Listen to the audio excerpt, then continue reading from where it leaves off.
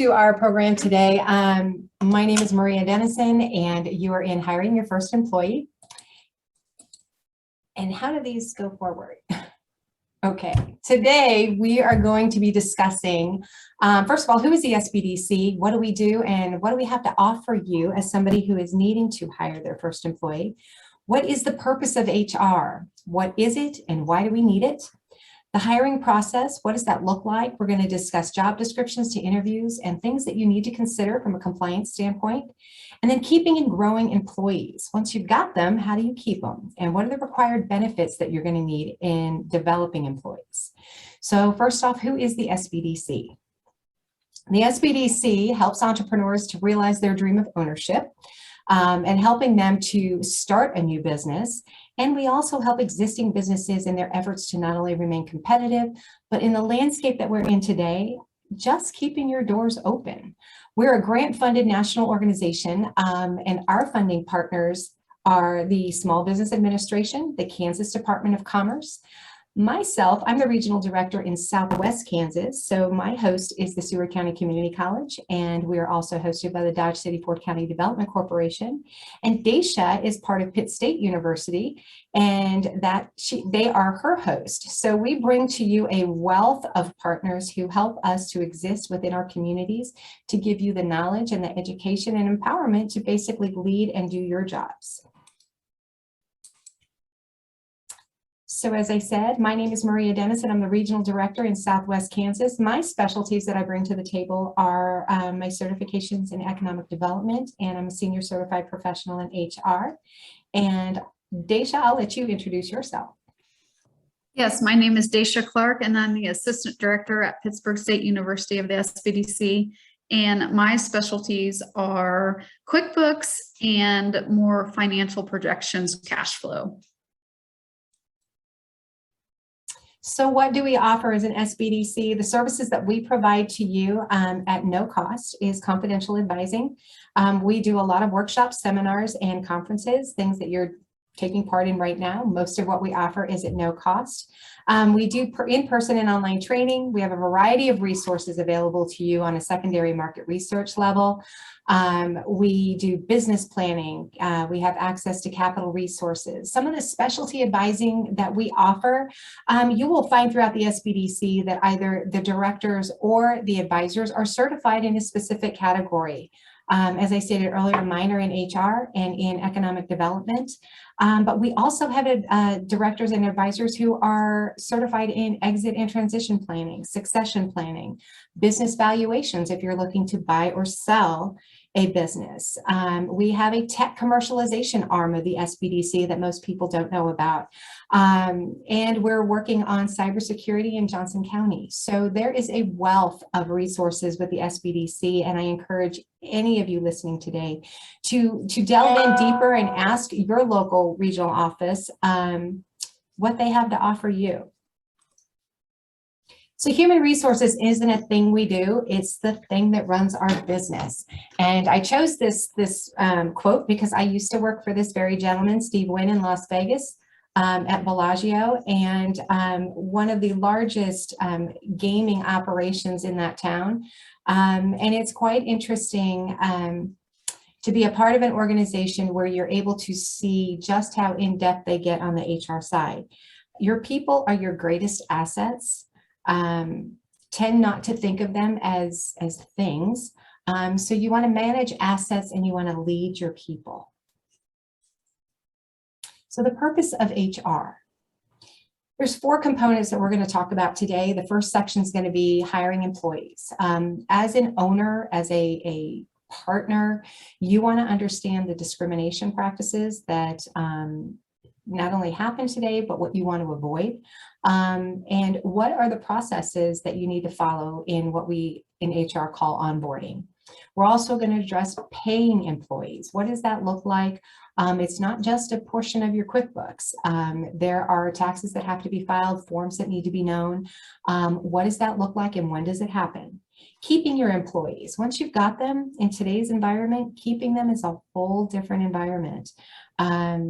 You need to understand the required benefits that you must provide an employee, as well as some of those fringe that is really a luxury for most employers to be able to provide who have under 50 employees. Growing employees is another sector. We have watched things shift over the last 22 months in the business world, and employees are finding different options. So what can you do from a training and supervisory growth? How do you grow them in those areas? What do you give your employees that's going to be, cost effective for you as a small business, but also something that's a huge perk for them, that's going to be able to be a win-win for you and your employees moving forward. So let's look at the hiring process first. So the first thing that you need to decide is your employee going to be a contractor or a full-fledged employee? And that can be employee part-time, employee full-time. The differences between the two lie in the questions that are on this screen. Does the company direct when, where, and how the work is done? If you are going to give your employee or the potential individual a start time, an end time, a lunch time, then they are an employee. They are not a contractor. Are the days and hours of work dictated by the company? If they are an employee. Does the person get paid on a pay schedule? If you give them an hourly, weekly, or monthly rate, they lean toward the employee side. Do you incur costs of travel or any other business expenses? Does the company request the worker to attend company-provided training? And does the company provide the equipment, tools, and materials for that particular individual? If you answer yes to all of these questions, then your individual is not an employee, is not a contractor. They are an employee. The difference is, if I am a contractor in your business, you may give me a deadline of when the project is due. You may not tell me what hours of the day I have to complete the work. You can't tell me that I have to be on my screen at 7 a.m. in the morning. You can't tell me I have to end my work at 5. You also may not provide me all of the tools that I need in order to accomplish the project. Most independent contractors already have a business outside of your environment.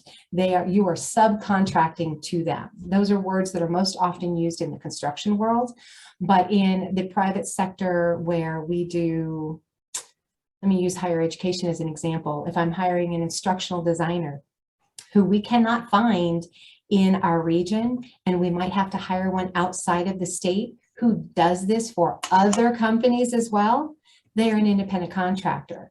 I can tell them my project is due and must be complete by December 31st, but I cannot tell them what hours they have to work. If they want to do their work between 2 a.m. and 6 a.m. in the morning, that's entirely up to them as long as they meet the deadline of the project. Those are the very, very distinct differences between the two. The primary thing that you're going to need, and not only is this a useful tool, but it is a protection for you, and it also serves as an expectation in the HR world when it comes to performance reviews, is a job description. You have handout, I hope they will have handout number 1. Along with this entire presentation, there are approximately 10 or 11 handouts that are going to be useful tools and templates for you to utilize and use as an example in creating your own documents. So the number 1 handout is a job description template that's provided by the Society of Human Resource Management, better known as SHRM.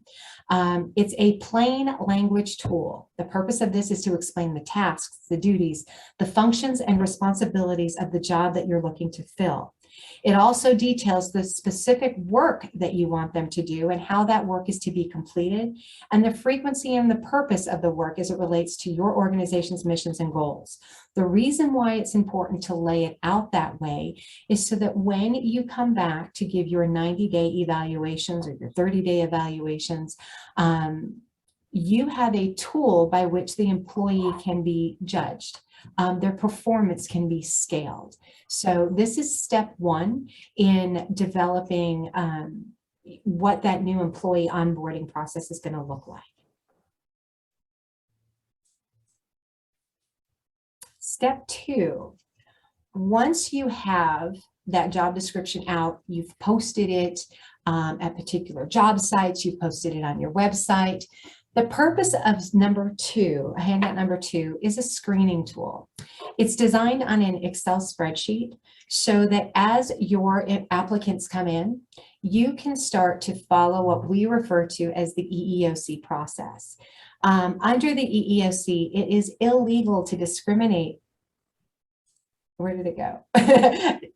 Go back. There you go. To discriminate against anyone because of their race, their color, their religion, their sex, sexual orientation, and even pregnancy. National orientation, age, anybody 40 and older is in a special employment class, disability or genetic or information. That is the language of the EEOC. What does that mean in plain terms? It means that when you utilize tools to screen the applicants that have come through, this is a protection for you as a company to make sure that you have given fair recognition to everyone who has applied for the job. Does it mean that you always get qualified candidates? No. So when you utilize this particular tool, your job is to take all of those applications that you have brought into, that have been put into either your applicant tracking system that you may have, or your paper applications, and whoever does your HR in your company, or whoever your committee is, utilize this tool, put down their names, and then you actually score them.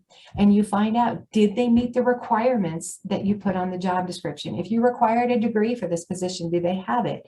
You check yes. If they don't get scored for that. It helps you to have documentation that shows you looked at everybody equally and judged them on the skill sets and the fit for the position. So when they don't meet those basic requirements, again, I've got an example on here: experience, education, willingness to relocate. You have something to go back to in an HR audit. So that's tool number two.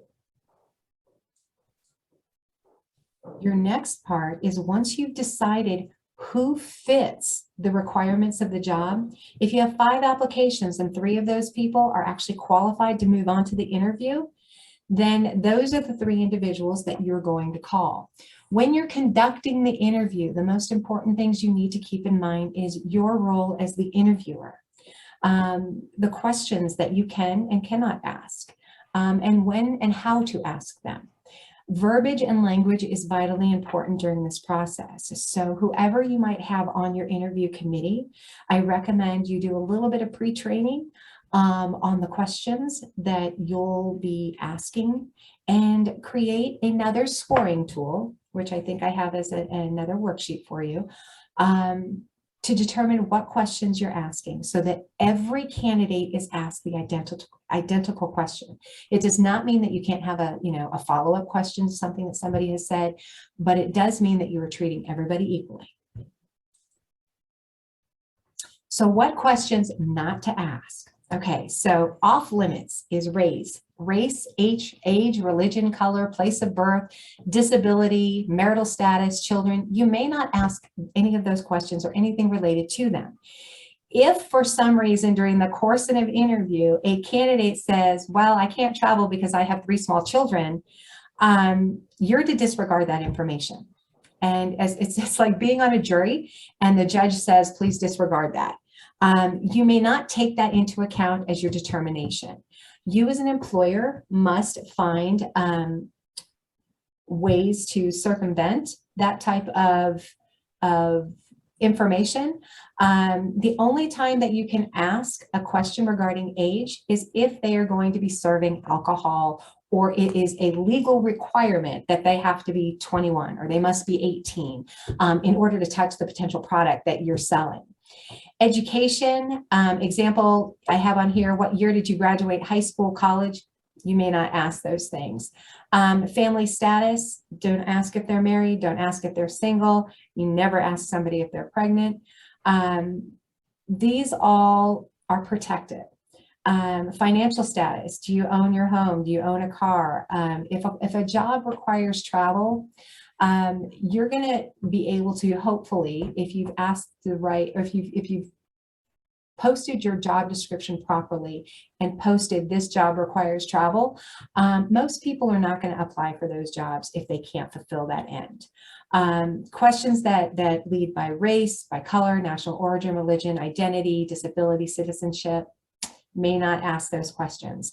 There are some filtering questions that are on applications that can be utilized, but then even there, you need to be careful about what is legal and not legal in the state of Kansas. You may not ask if somebody has any health issues. You cannot protect your benefits section or your loss ratios by determining if someone has a health issue before they come into your environment. So any of these subjects, stay away from. We do have a sheet for you that has this listed. I think on the next slide, we talk about what questions you can ask, if I'm not mistaken. No, I don't. So in your packet on, I think there is a what questions you can ask. I've got some great lists of behavioral questions, some functional questions. Feel free to mix and match those. Things that are going to fit what you're trying to find out about your particular candidate.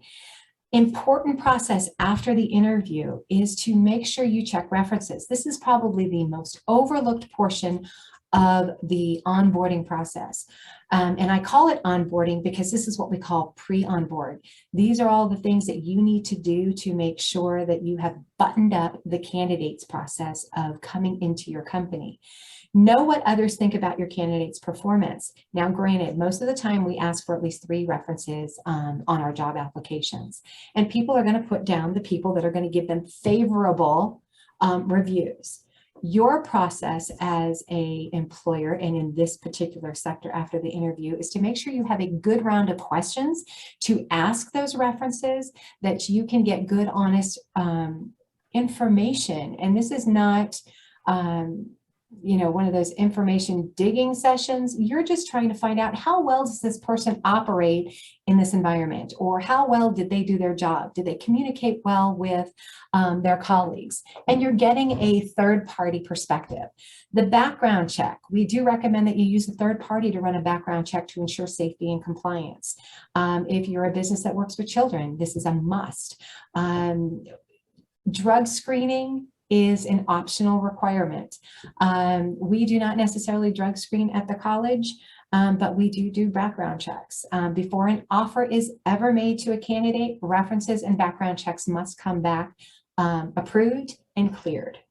The job offer, if all of your information is what you perceive that you expected or wanted in this particular candidate, offer them the job.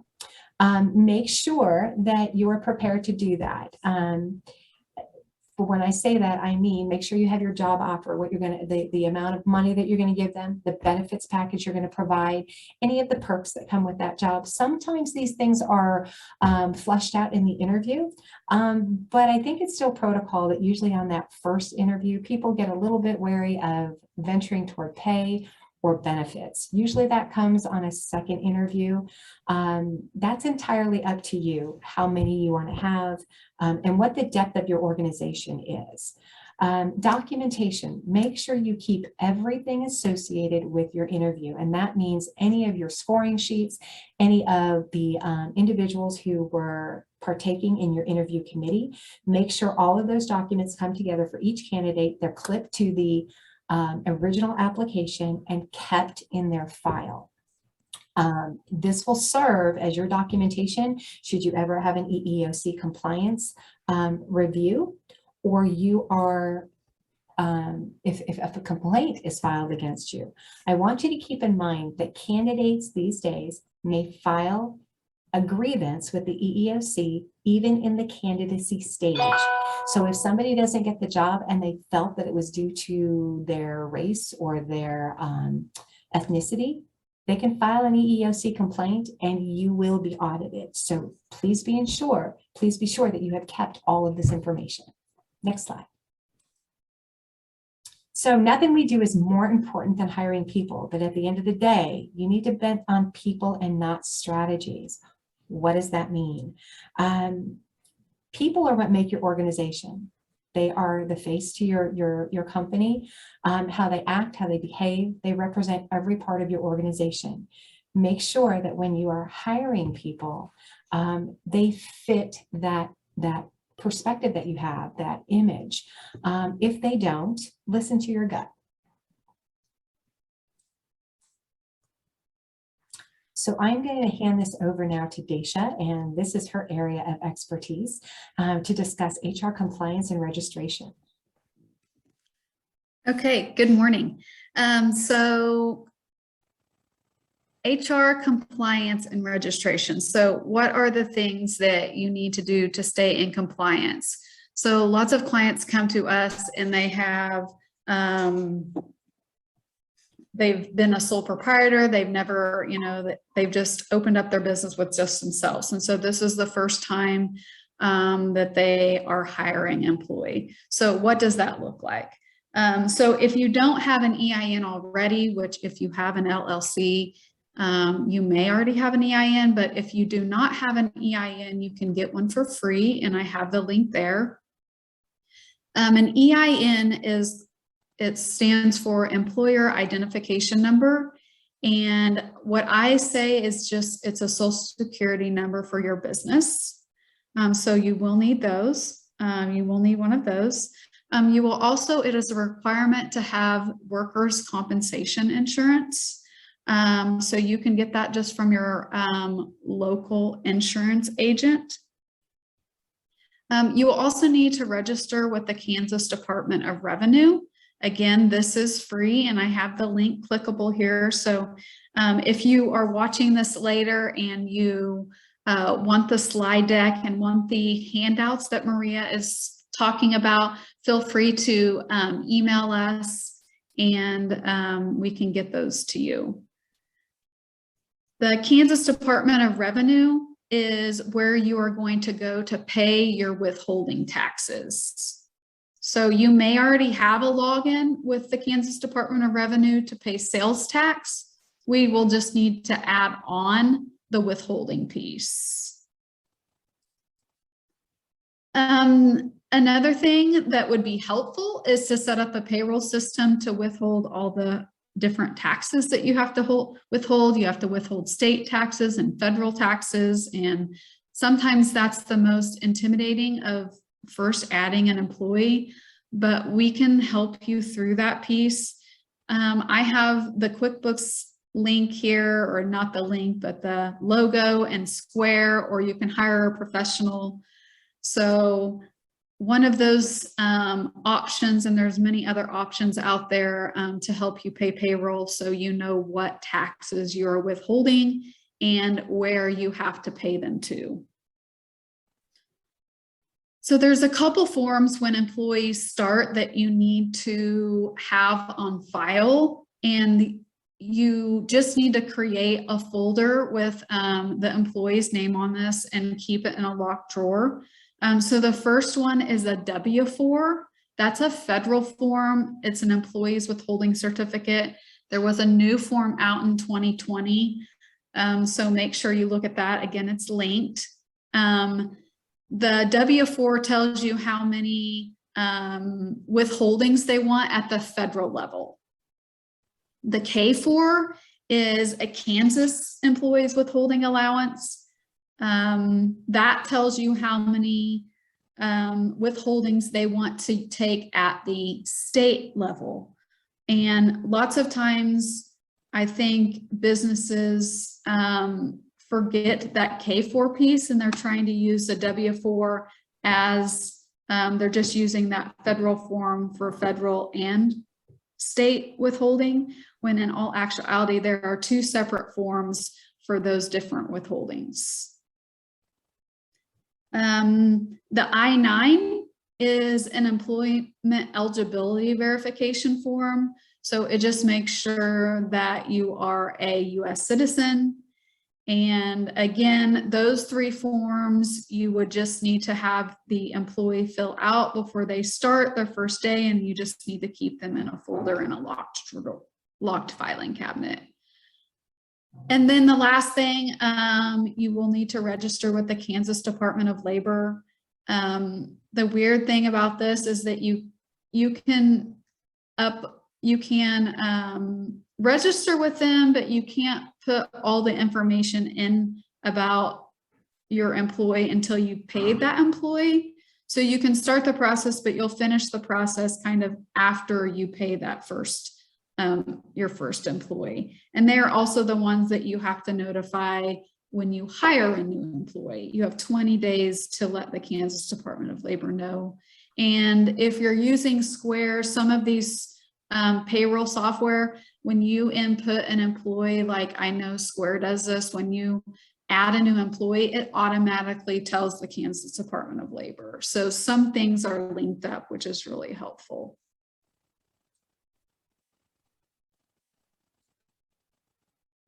Okay, and here I just added some links for filing. Unfortunately, there's all different kinds of taxes. There's withholding, there's unemployment taxes, and they all go to different organizations. So the KW5 is a state form, and you will file it probably quarterly to start with. And then you may move to monthly, but again, I have a link here to assist you with that. Your quarterly wage report and unemployment tax return, it is due quarterly, no matter what. It's called a quarterly wage report, so everybody pays that quarterly. And I have the link for you there and the dates. The 941, that's a federal report, and it is also due quarterly. You can, on this one, you can register with the EFTPS to file that online. And again, if you're using a payroll service like QuickBooks, they make it real easy because QuickBooks allows you to link up your EFTPS.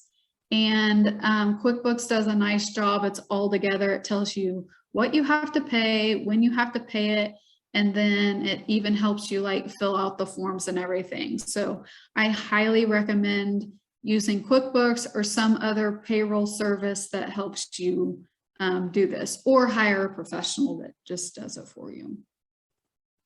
The 940 is a federal, you just pay, or you just file this once a year. And again, you can do that with a EFTPS, which is basically, it's just a payment portal.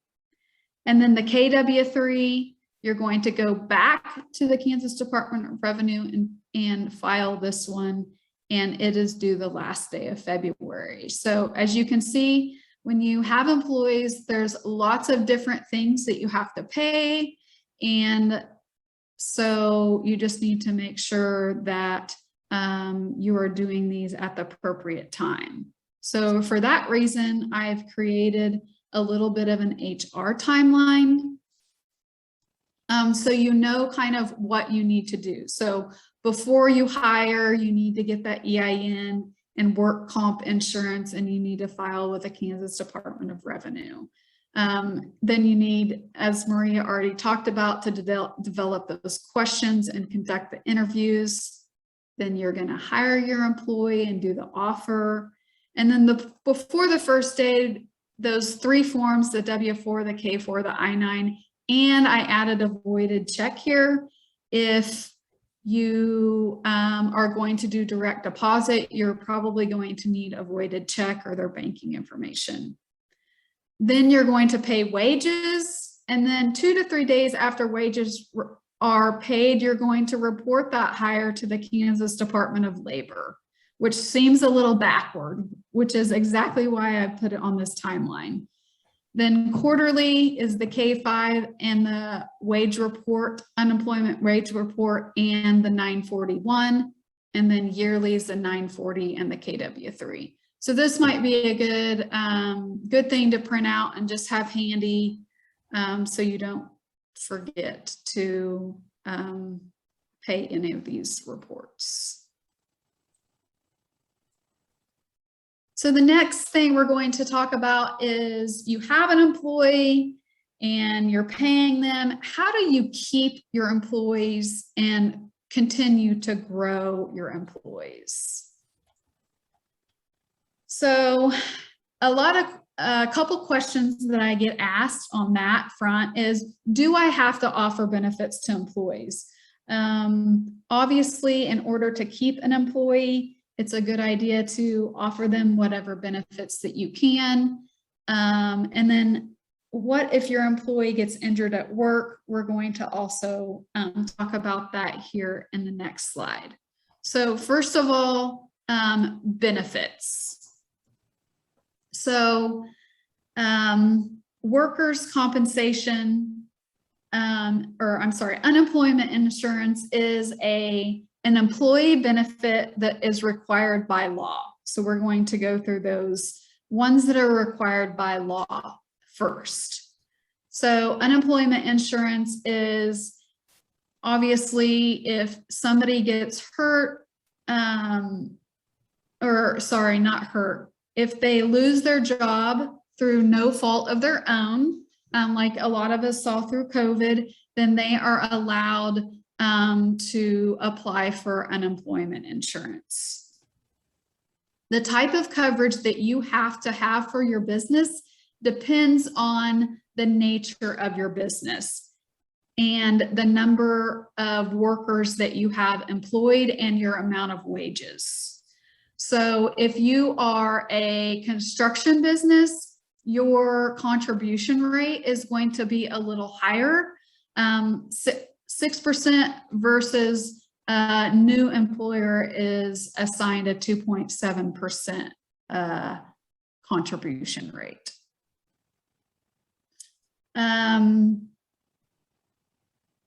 3 to 4 years. So most new businesses, unless they're in construction, they start at a 2.7. And then 3 to 4 years after you've kind of got your business established, they will actually mail you a tax rate that might be a little bit higher. And this is going to depend on if you have had employees claim unemployment.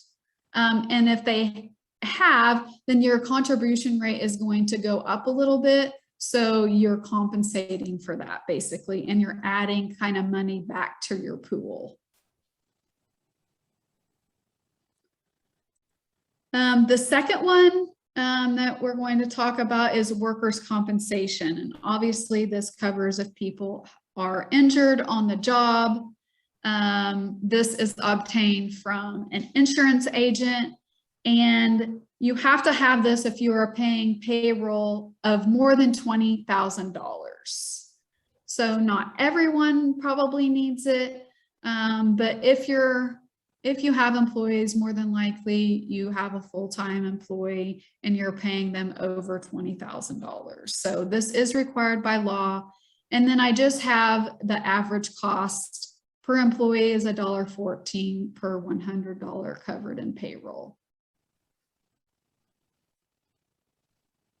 So those two things, unemployment and workers' compensation, they are required. Okay, workplace injuries. What do I need to do if somebody gets hurt on the job? And Maria actually has a handout on this one as well.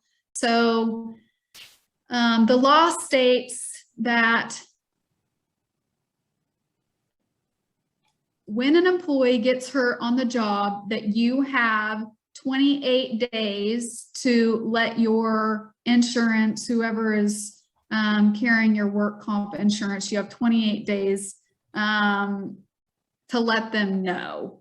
And that's actually a Kansas state statute 44557. So it says every employer must report to the employer's insurer for workers' compensation any accident claimed or alleged within 28 days. So just make sure that you're doing that. Another employee benefit that was required by law is that you have to pay Social Security tax. It's required to be paid on employees, and the rate is 6.2. So both the employee pays 6.2% and the employer pays 6.2%. And then there's an additional 1.45% for Medicare tax. And there we have a link here on the Social Security website if you would like to know more about that. The fourth employee benefit that's required by law is FMLA. And again, we have a handout on this. This is the Family Medical Leave Act. And if you have 50 or more employees and 20 or more work weeks in the current or preceding calendar year, you have to provide FMLA. So what this law says is that if you have an employee that leaves to take care of themselves or an immediate family member, including the birth of a child, adoption, foster care, that they will not lose their job. Now, in some instances, a benefit is that the leave can be unpaid or paid, and it just is going to depend on what your employer, what you choose to do as an employer. So the leave is unpaid unless the employer offers paid leave as part of an optional benefits package. So just know that you are not allowed to fire anyone when they are on that leave because there is a law protecting them.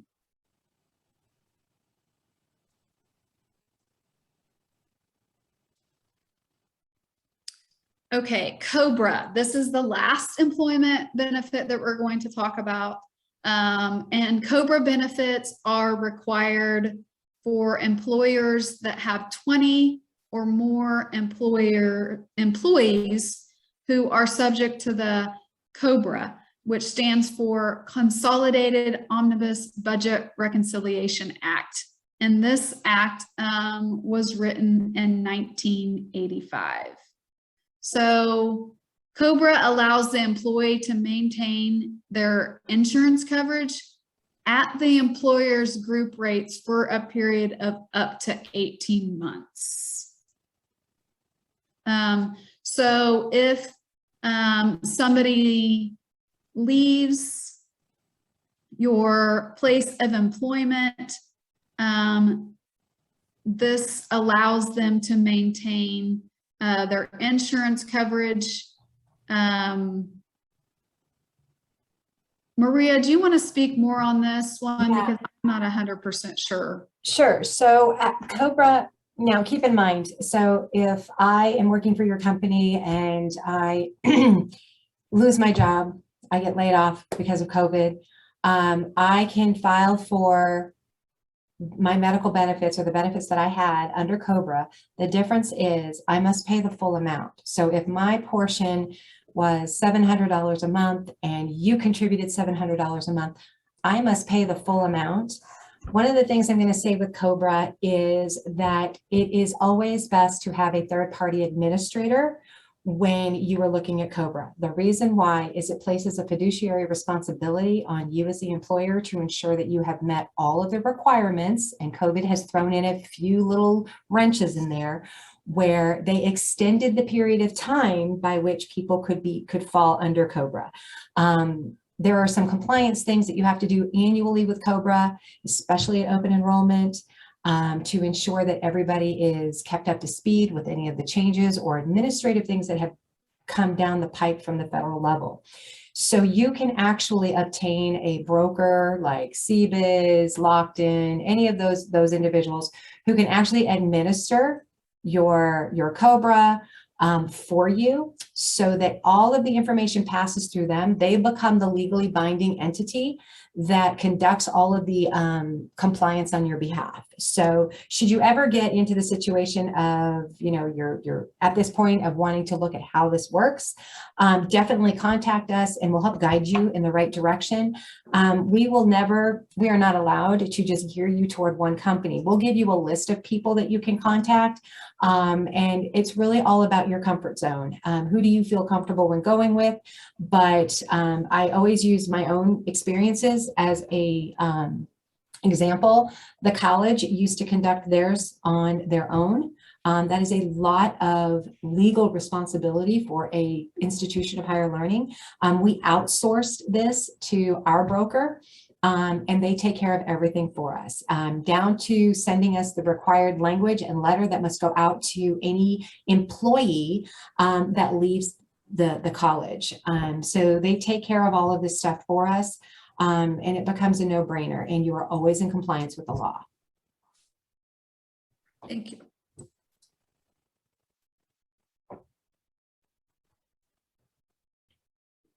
Okay.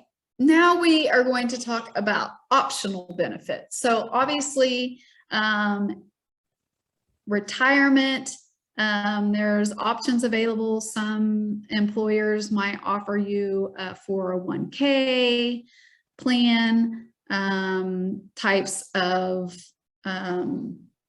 life insurance, health insurance, which would include medical, dental, and vision plans. You do not have to offer health insurance unless you have 50 or more full-time employees, and full-time means 30 hours or more.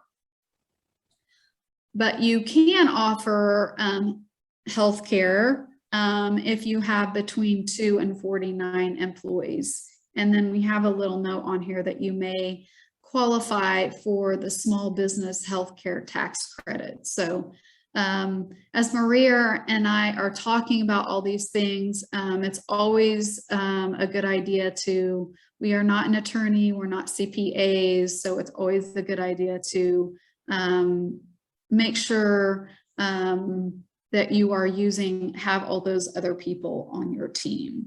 So these optional benefits are used to attract and retain employees. So you need to obviously know what your business can afford, and we can definitely help you with that. When we put cash flow projections together, we could see how much wiggle room you have in your business and if you are able to offer any of these benefits. And Maria does have a handout on that small business tax credit. Yeah, and basically what the handout discusses is how can the credit help make a difference? And of course, this is through the IRS. Who's eligible? You have to have fewer than 25 employees. And you have to pay wages that average less than $50,000. So very much geared toward exempt and small business. And the goal is, this is when you can run it through the marketplace. But again, researching what is best for you. This is not a one size fits all. What are the things that you would like to offer? What is the most important? You might find that you have a mix and match. You may not be able to offer medical and dental, but you might be able to offer, maybe a life insurance for, your upper echelon, or you might be able to do some sort of a group plan. And there are so many resources out there to be able to help you in your specific situation. So keep that in mind, because I can tell you that for most people, they automatically feel, wow, there's just no way I can afford that. Things have changed a lot, and they've had to make this more obtainable, because in order for people to be insured, they either get it through their employer or they go to the marketplace. Well, now they're trying to mix those two so that it's more accessible to small business. So just keep that in mind. Not everything looks bleak. You just have to kind of stay the course and find out what's best fit for you. Yes, and I'll just add on to that, that I know that chambers across Kansas have been approached by an insurance carrier, and they're trying to get chambers to bring businesses together so that they can sign up like through their chamber. Yep. So I know that's some places have had success with that. So kind of like Maria said, stay the course, because they are trying to figure out a way for these smaller businesses to be able to offer some of these better benefits so you can compete against the larger corporations and, you know, keep people hired. Okay, training, skills, developing your people. It's very important. We are just starting to develop a supervisory training program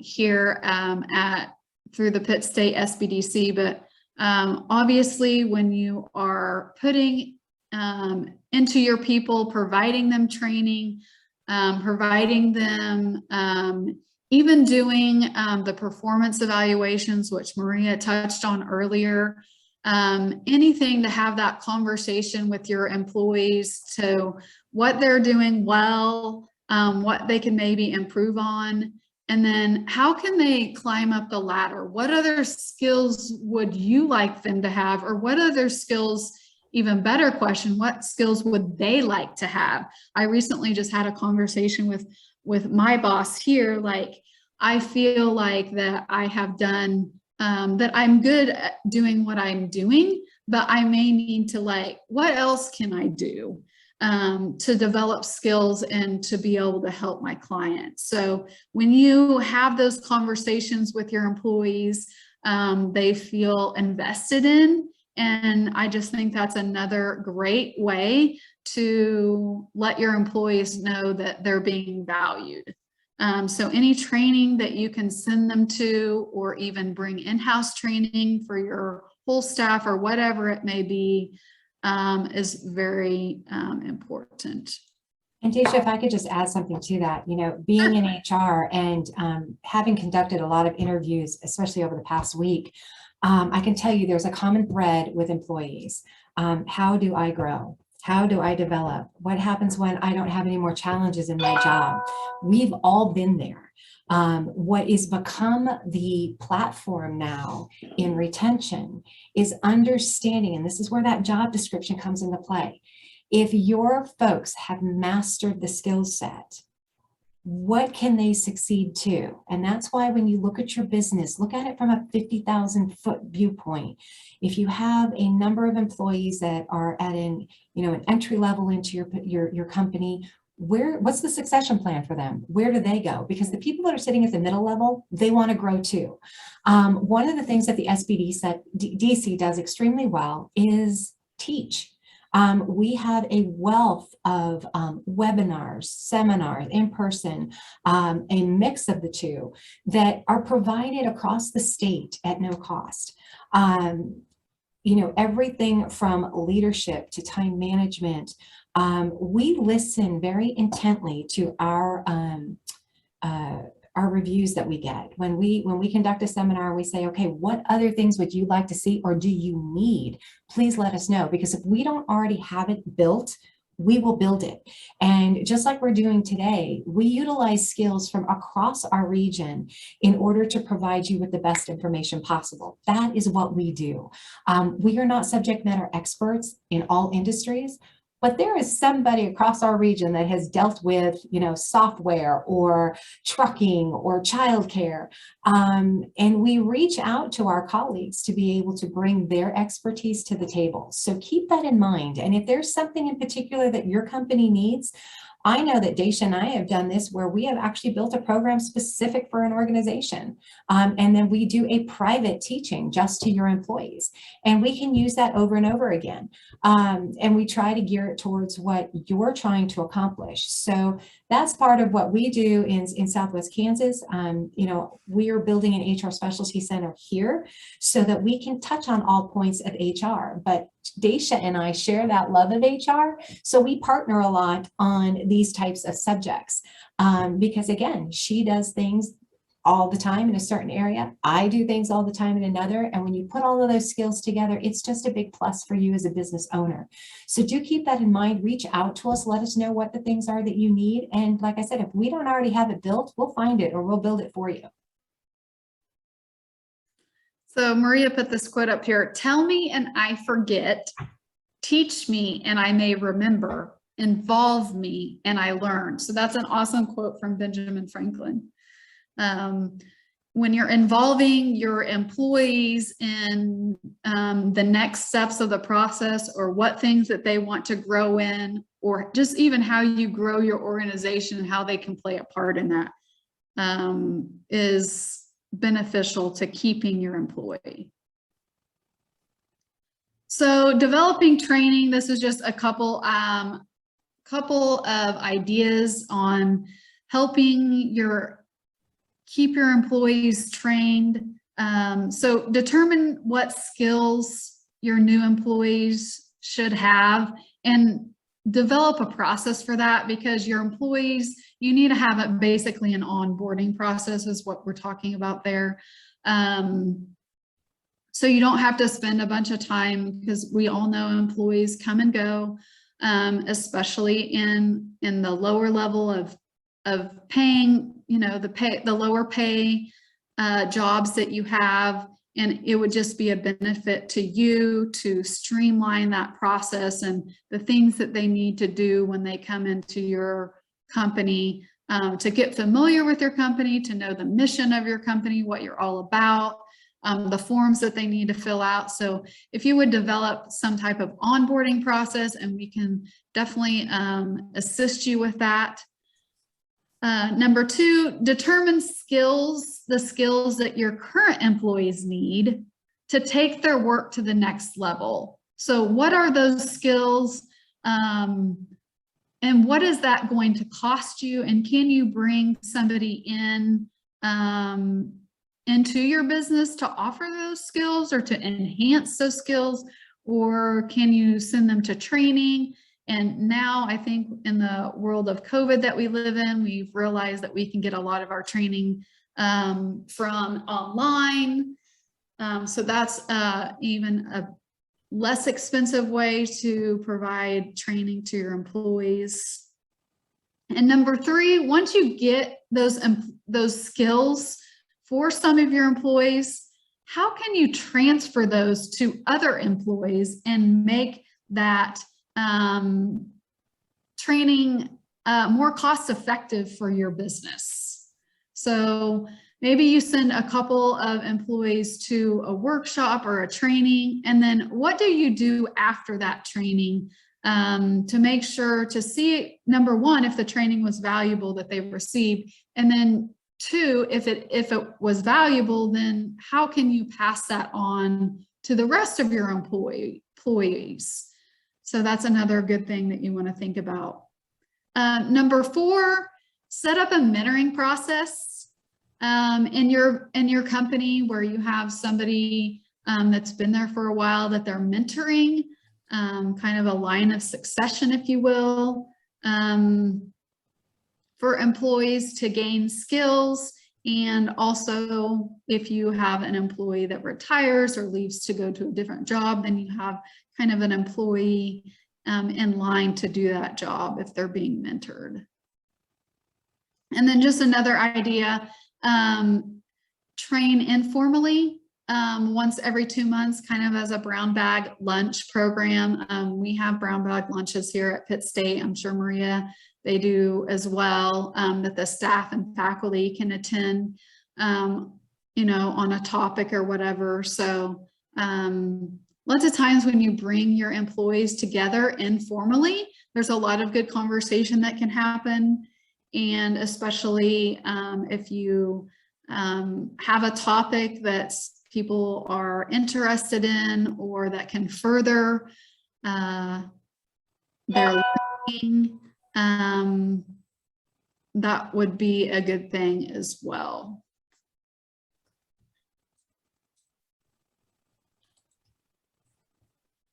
So we have all kinds of different training resources within the SBDC. Obviously, just like this training that we're doing here, we offer trainings online. We also offer trainings in person. I did a training last week in Iola and Chanute.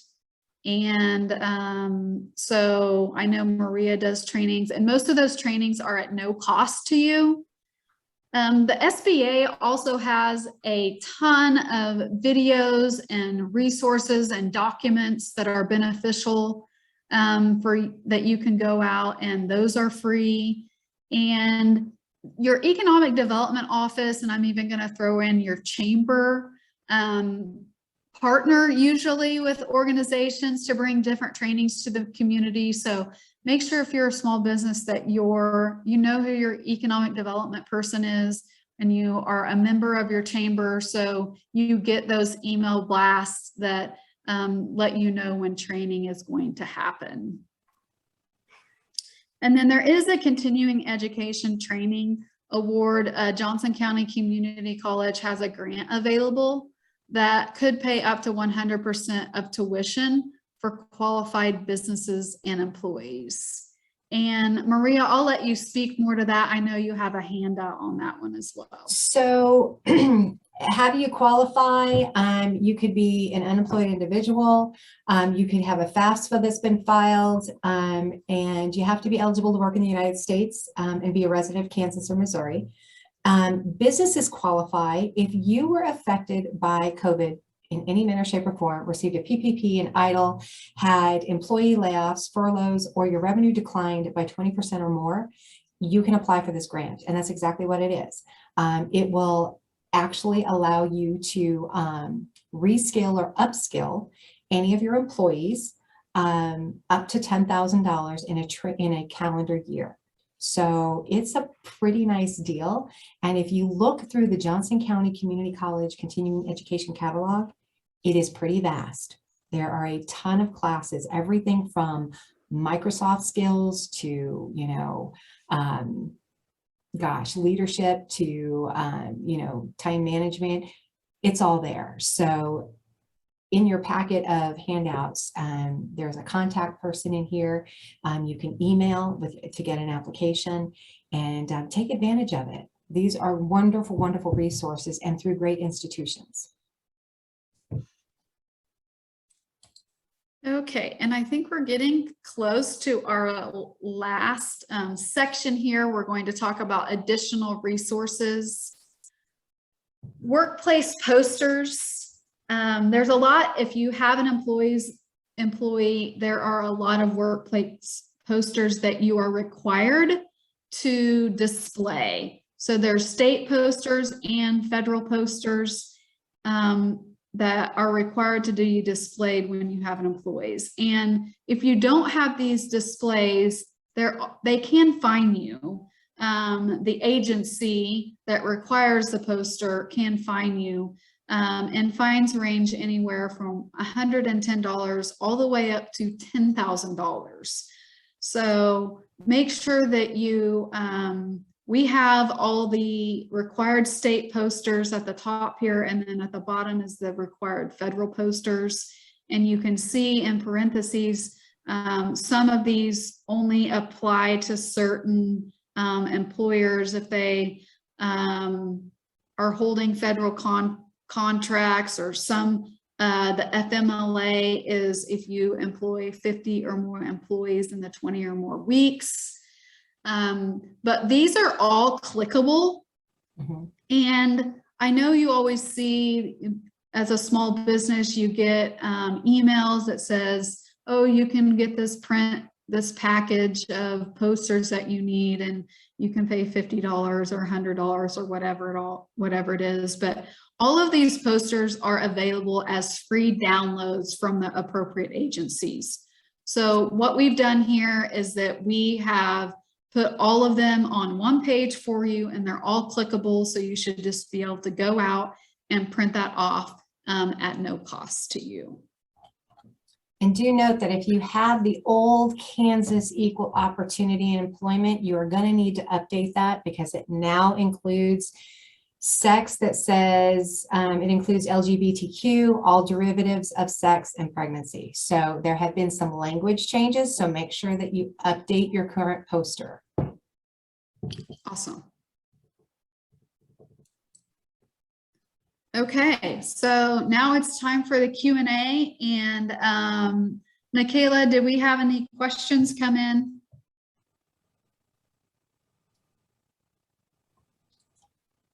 Oh, nope, Michaela's is saying no, that we do not. So we just want to thank you for spending time with us this morning. I will take it back to Maria and I's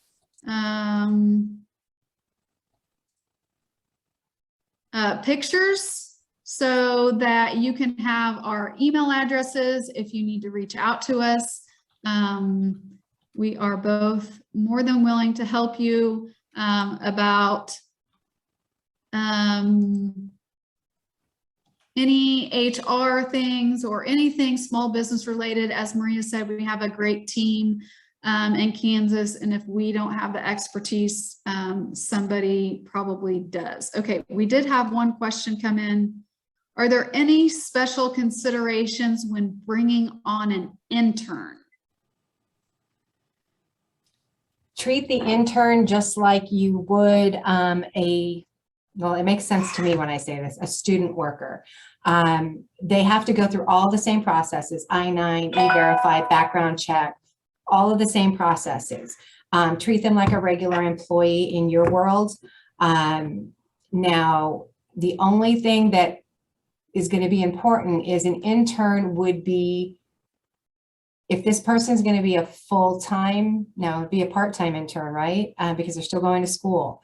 So with their part-time hours, they would be a part-time temporary. You get to designate, is this a temp to perm position? If you contact me, because I think I know who's asking that, we'll walk through that a little bit more, and I can give you some examples that make sense. But for the onboarding process, same thing as an employee. They have to go through the background check. They have to do the I-9, E-Verify, all of that stuff. And then really they just need to understand in their mind, when's the beginning of their job, when's the end of their job, and how will that function change? And especially if the intern, of course, is they're not making the same money as the permanent position. So for them, you just want to be transparent in how that process is going to work. Great, thanks, Maria. Any other questions?